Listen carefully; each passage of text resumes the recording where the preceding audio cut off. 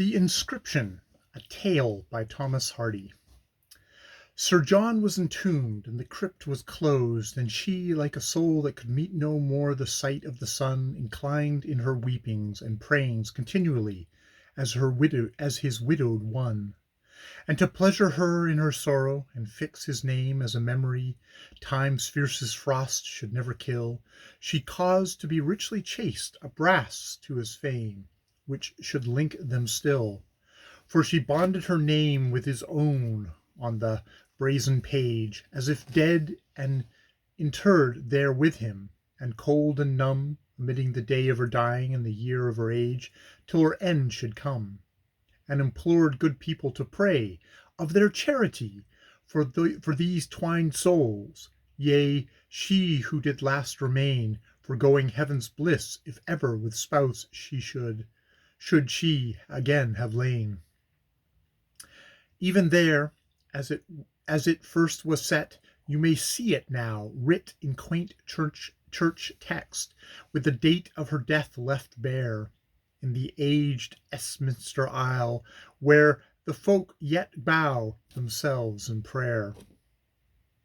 Thereafter some years slid, till there came a day when it slowly began to be marked of the standers-by that she would regard the brass, and would bend away with a drooping sigh. Now the lady was fair as any the eye might scan through the summer day of roving, a type at whose lip, despite her maturing seasons, no meet man would be loath to sip. And her heart was stirred with a lightning love to its pith, for a newcomer who, while less in years, was one full eager and able to make her his own forthwith, restrained of none. But she answered nay, death white, and still as she urged, she aversely spake, overmuch as she loved the while, till he pressed for why, and she led with the face of one scourged to the neighboring aisle, and showed him the words ever gleaming upon her pew, memorizing her there as the knight's eternal wife, or false such, debarred inheritance due of celestial life. He blenched and reproached her that one yet undeceased should bury her future, that future which none can spell, and she wept, and purposed anon to inquire of the priest if the price were hell of her wedding in the face of the record. Her lover agreed, and they parted before the brass with a shudderful kiss, for it seemed to flash out on their impulse of a passionate need. Mock ye not this. Well, the priest, whom more perceptions moved than one, said she erred at the first to have written, as if she were dead, her name and adjuration, but since it was done, naught could be said, save that she must abide by the pledge, for the peace of her soul, and so, by her life, maintain the apostrophe good, if she wished anon to reach the coveted goal of beatitude. To erase from the consecrated text her prayer as there prayed would aver that, since earth's joys most drew her, past doubt, friends' prayers for her joy above by Jesus' aid could be done without. Moreover, she thought of the laughter, the shrug, the jibe that would arise at her back in the nave when she should pass, as another avoweds, by the words she had chosen to inscribe on the changeless brass.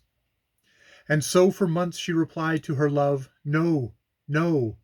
while sorrow was gnawing her beauties ever and more, till he, long-suffering and weary, grew to show less warmth than before, and, after an absence, wrote words absolute, that he gave her till midsummer morn to make her mind clear, and that if by then she had not said yea to his suit, he should wed elsewhere.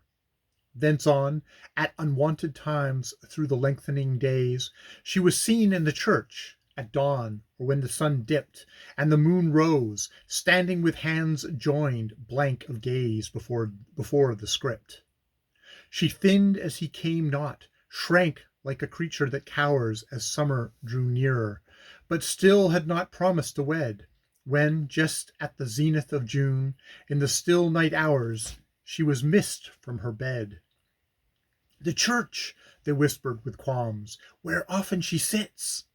They found her, facing the brass there, else seeing none, but feeling the words with her finger, gibbering in fits, and she knew them not one. And so she remained in her handmaid's charge, late, soon, tracing words in the air with her finger, as seen that night, those incised on the brass, till at length, unwatched one noon, she vanished from sight. And, as tale bearers tell, thence on to her last taken breath, was unseen, save as wraith that in the front of the brass made moan, so that ever the way of her life and the time of her death remained unknown.